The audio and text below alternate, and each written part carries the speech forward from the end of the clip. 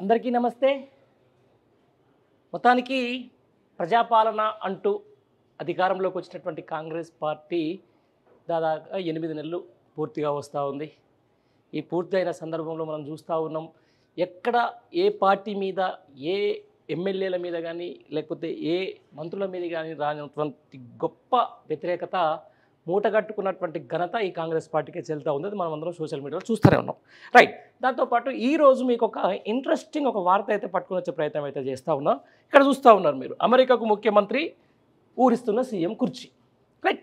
అందరికీ తెలిసిందే, కాంగ్రెస్ పార్టీ అంటేనే గ్రూప్ రాజకీయాలకు పెట్టింది పేరు. గతంలో ఎవరైతే కొంచెం ఈ కాంగ్రెస్ పార్టీ మీద, లేకపోతే కొంచెం రాజకీయాల మీద ఏమాత్రం అవగాహన ఉన్నా కానీ, కాంగ్రెస్ పరిపాలన ఎక్కడైతే ఉందో, కాంగ్రెస్ ప్రభుత్వం ఎక్కడైతే ఏర్పాటు చేసిందో, ఫస్ట్ ఆఫ్ ఆల్ అక్కడ కూర్చున్నటువంటి ముఖ్యమంత్రికి ఆ కుర్చీని కాపాడుకోవడం అనేది ఒక పెద్ద సమస్యగా మారుతుంది. అప్పుడైనా ఉంది, ఇప్పుడు కూడా అట్నే ఉంది. ఎందుకంటే జాతీయ పార్టీలు అధిష్టానం నిర్ణయించే సీటు కాబట్టి, అధిష్టానం ఆ యొక్క సీఎంను పెడతాడు కాబట్టి, ఎవరు గట్టిగా పైన చేస్తే వాళ్ళకు ముఖ్యమంత్రి అయ్యే అవకాశము అధిష్టానం కల్పిస్తుంది కాబట్టి, కాంగ్రెస్ పార్టీలో ఎప్పుడైనా ఏదైనా జరగవచ్చు అనే సంగతి మనందరికీ తెలిసిందే. రైట్. ఈ సందర్భంగా అసలు ఈ వార్త ఎందుకు తీసుకురావాల్సి వచ్చిందంటే, మొత్తానికి ఈ రోజు నుంచి 3వ తారీఖు నుంచి ఈ నెల 11వ తారీఖు వరకు ప్రస్తుతం ఉన్నటువంటి ముఖ్యమంత్రి రేవంత్ రెడ్డి గారు అమెరికా పర్యటనకు వెళ్తూ ఉన్నారు. అక్కడ పెట్టుబడుల కోసం అని చెప్పేసి తెలంగాణ రాష్ట్రానికి పెట్టుబడులు తీసుకొని రావడమే లక్ష్యంగా, అక్కడ ఉన్నటువంటి పారిశ్రామికవేత్తలతోటి, లేకపోతే మల్టీనేషనల్ కంపెనీలతోటి ఒప్పందాల కోసం, అలాగే తెలంగాణలో లేకపోతే హైదరాబాద్కు సంబంధించి అయితేనేది, లేకపోతే మూసీ బ్యూటిఫికేషన్ సంబంధించినటువంటి ప్రాజెక్టులో అంతర్జాతీయ సంస్థల కొంచెం కొలాబరేషన్ కోసం అని చెప్పేసి డైరెక్ట్ రంగంలోకి దిగిండు రేవంత్ రెడ్డి.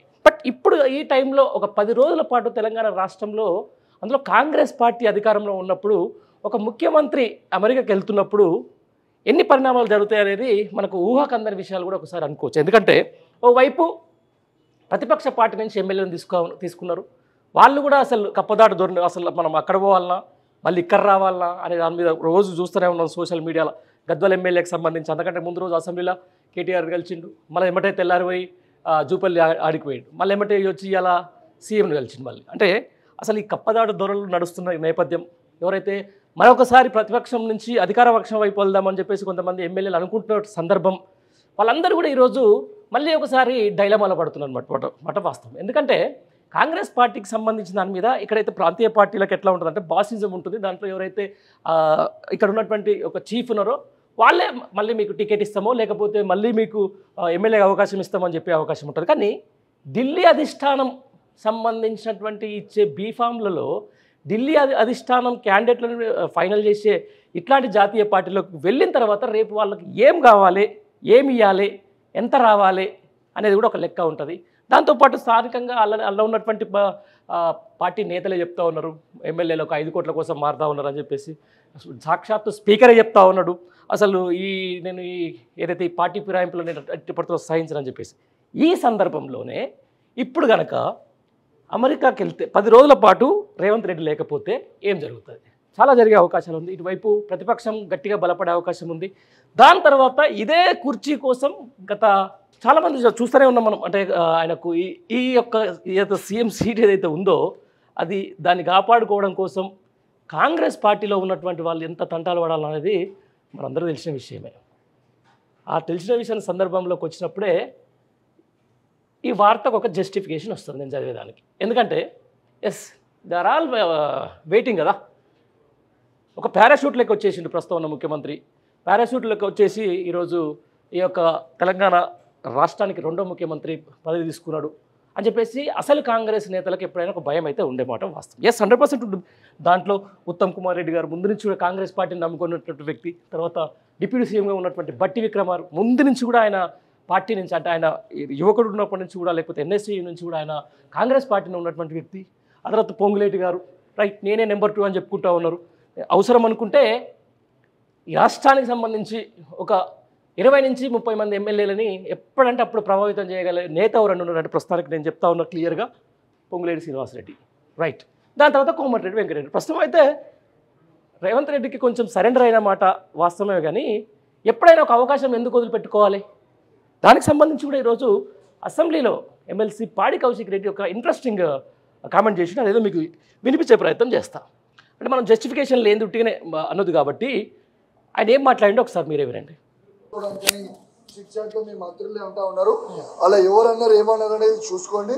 ఇది తప్పకుండా మీరు అమెరికా నుంచి వేయొచ్చే లోపల మీకు బాంబు పేలే పరిస్థితి ఉందని చెప్పి సందర్భంగా తెలియజేస్తా ఉన్నాను. అదేవిధంగా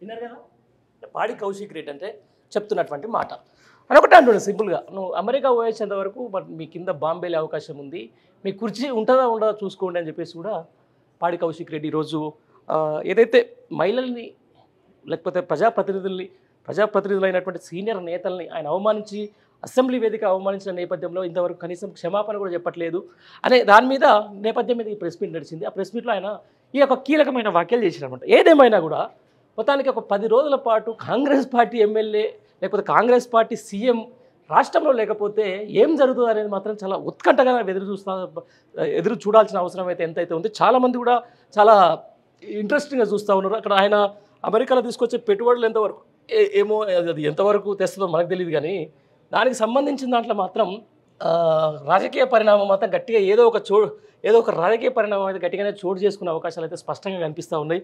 అది ఎట్లా ఏం సంగతి ఏం కథ అనేది కూడా మనకు తెలుస్తూ. అయితే దీనికి సంబంధించిన దాంట్లో కూడా ఇప్పటికే ఏదైతే రేవంత్ రెడ్డి PR వర్గానికి సంబంధించి లేకపోతే వాళ్ళు కూడా ఒక్కొక్కసారి హెచ్చరించిన సందర్భం మనం చూసినాం, వాళ్ళని విన్నాం కూడా. కానీ ఒక్కసారి అంటే మాత్రం ఎట్టి పరిస్థితుల్లో మనం వెనకకూడదు కదా. ఇప్పుడు ఉన్నటువంటి ముఖ్యమంత్రి ఖచ్చితంగా నేను అమెరికా పర్యటన చేసి తీరుతా, రాష్ట్రానికి పెట్టుబడులు తీసుకొని వస్తా అని చెప్పేసి అమెరికా ప్రయాణం అయితే ఆయన బయలుదేరుతూ ఉన్నాడు. కానీ వచ్చిన తర్వాత ఎట్లా ఉంటుంది పరిస్థితులు, అప్పటికి రాజకీయ సమీకరణాలు ఎట్లా ఉంటాయి, రాజకీయ పరిస్థితులు ఎట్లా ఉంటాయి. ఇప్పటికే రుణమాఫీకి సంబంధించి కూడా వీళ్ళు చేసినటువంటి మొత్తం గొప్పలు చెప్పుకుంటున్నారు, కానీ ఊళ్ళల్లో చాలా దారుణమైన పరిస్థితులు కనిపిస్తూ ఉన్నాయి. దాంతోపాటు ఆగస్టు 15th డెడ్లైన్ వస్తూనే ఉంది. దాంతోపాటు ఇక ఆగస్టు సంక్షోభం అనేది మనందరికీ తెలిసిన విషయమే. దీని నుంచి మొత్తం కూడా కాపాడుకోవడానికంటే ఈ నెల మాత్రం అత్యంత కీలకంగా ఉన్నది ఇప్పుడున్నటువంటి రేవంత్ రెడ్డికి. తన సీటుని, తన ముఖ్యమంత్రి పదవిని ఇక్కడుండి కాపాడుకుంటాడా లేకపోతే అమెరికా నుంచే కాపాడుకుంటాడా అనేది కాలమే సమాధానం చెప్పాలి. Thank you.